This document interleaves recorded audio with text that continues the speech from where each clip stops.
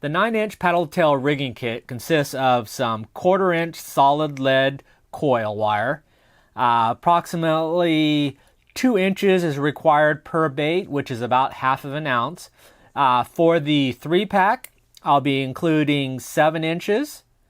For the 5-pack, I'll be including 12 inches. And for the 10-pack, I'll include 24 inches. That'll add some extra length, so if you need to make some of the baits a little heavier, you'll have some extra length to play with. Also included is a corresponding amount of the corkscrew style bait retainers. These are extra large for the large paddle tails, and they do include the larger centering pin for easier insertion. Also, you'll get the corresponding amount of hooks. These are 9/0 stainless steel, wide gap. They are 3x strong, so very strong, very sharp, and they'll resist corrosion. Also included is a small patch of some 1/8-inch rubber material, and we'll be using this for a hook retention material. The tools that we'll need to rig these baits are very basic. We're just going to need some sort of wire cutter in order to cut our lead strips. The lead is very pliable, so it's very soft. You could actually cut this with a knife and a little hammer or a chisel, but small wire cutters will do fine. I also use 2 Phillips head screwdrivers. We're going to need to pre-drill basically a hole. We want to make sure that hole is very straight, so I like to start with a thinner wire. You could use actually a large nail as well. And then once I've got that first alignment hole set up, then I'll go to like the wider Phillips screwdriver, and I'll make the hole a little bit larger because this lead is 1/4 inch in diameter, so that'll make it easier to insert. We'll start off by cutting off the 2-inch section of the lead coil wire. Very easy to cut through. Just get my wire cutters and just chops right through it there. What you can do is kind of cut it at an angle on one side, and then that'll make it easier to insert, but not very important. Okay, let's start rigging our 9-inch paddle tail. First, we're going to start off with our thinner Phillips screwdriver, and we're just going to create a pilot hole that we insert through the bait and gets that hole started. Then we'll follow up with the larger Phillips screwdriver, and that'll make it easier to insert our lead. For a marking point, I like to start right where this gill plate hits the bottom part of the bait, and that makes my entry point of where I'll start.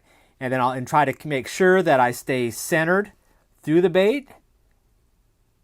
And then I can use this as a rough marker since I don't have to go necessarily very far. And that'll give me enough depth to insert the weight. Okay, I've grasped the bait by the head. I'm going to take my smaller Phillips screwdriver. I'm going to find that point right where the gill plates on the bottom of the bait come together. And that's going to be my insertion hole. I added a little bit of liquid soap to make it a little easier insertion. Find that spot, puncture it. Okay, and then I'm going to run it straight through the bait, trying to make sure that I stay perfectly aligned with the bait on both sides there.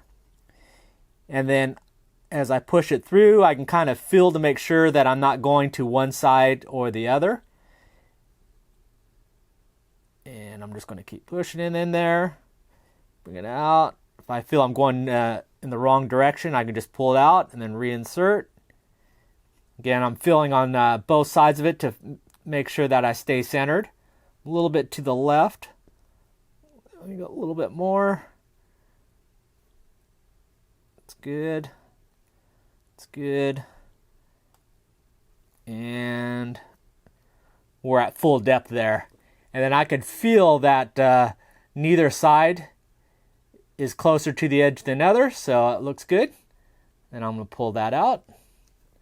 And then we can use the larger Phillips. Okay, now we can take our larger Phillips screwdriver, insert it in that same pilot hole, and just going to widen that hole a bit. So we're just going to insert it and follow this original hole.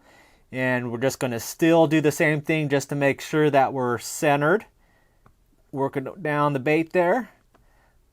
Keeping it straight. There we go. Feel that we're at that tip there.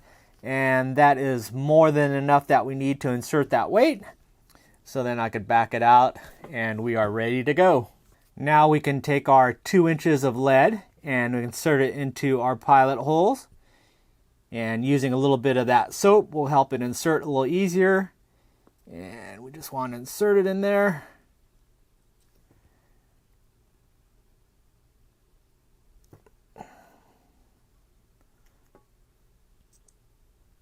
And then we can use our pliers or our screwdriver to insert it a little bit in.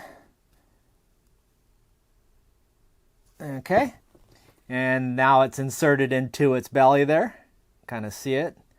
I haven't done it, but I guess you could probably put some super glue and seal the hole, but it goes in there fairly snug, so I don't worry about it coming out. But that is all done.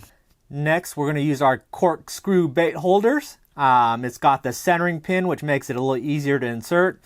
You can find the mold mark, creates a little offsetting centering point there. Just find that center, insert the centering pin, just go straight into the bait. You want to make sure that it's perfectly straight there. Once it's flush, then just start twisting, and then it'll corkscrew right into the bait. And that centering pin will keep it going straight down the bait. And you just want it basically so it touches the edge of the nose there. You don't need to get it really wound down. And there we go. Next, we're going to cut off a small piece of a rubber strip here. And these are going to be our hook retainers. And what they're going to do is prevent the hook from slipping off of our centering pin bait retainers here. So normally if you just put the hook through the bait retainer just like that, it would just slip right out and you would lose your bait. But if we run that through, then put one of these rubber pieces over the barb of the hook, then there's no way for it to slip off, and that means that coil will stay on there. Now I'm actually going to be utilizing 2 pieces of the rubber retention material there. I'm going to put one on first, and that's going to prevent the corkscrew from sliding up too far to the eye of the hook. Now, once I've got the hook through the corkscrew eye there, then I'm going to take the second one, and I'm just going to insert that onto the hook, and then push it past the barb.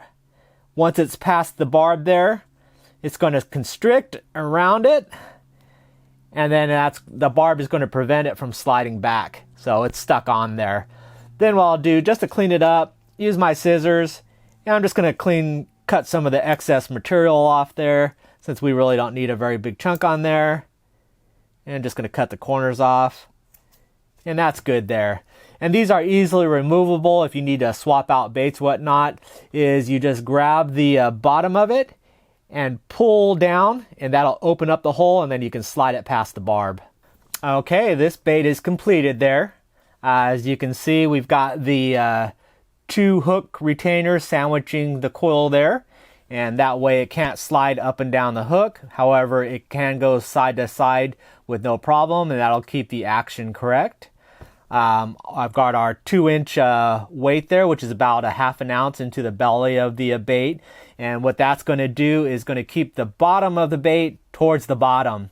Without the weight, the top, because it's wider on top and thinner on the bottom, it's going to swim upside down, and we don't want that. So that 2 inches or roughly half an ounce will keep it top centered there and allow it to swim more naturally.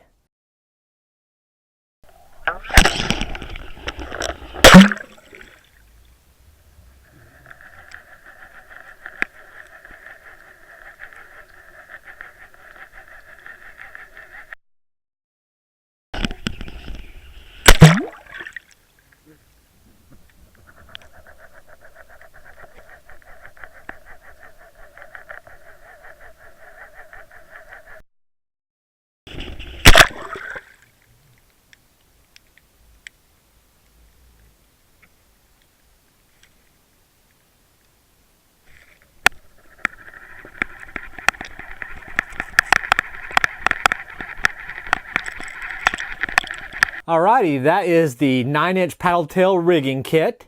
If you set it up correctly, it'll prevent any type of spinning action. That's definitely what you don't want. If it's set up correctly, you'll get side-to-side rocking motion in the body, and that paddle tail will cause a lot of vibration, so that'll work perfectly. Also check out, I'll attach the video on how to do a loop knot. That'll take out any binding in your complete assembly there, including from your leader to the hook and then to the bait, and keep that free mobility. So check it out at www.allaboutthebait.com. Bye.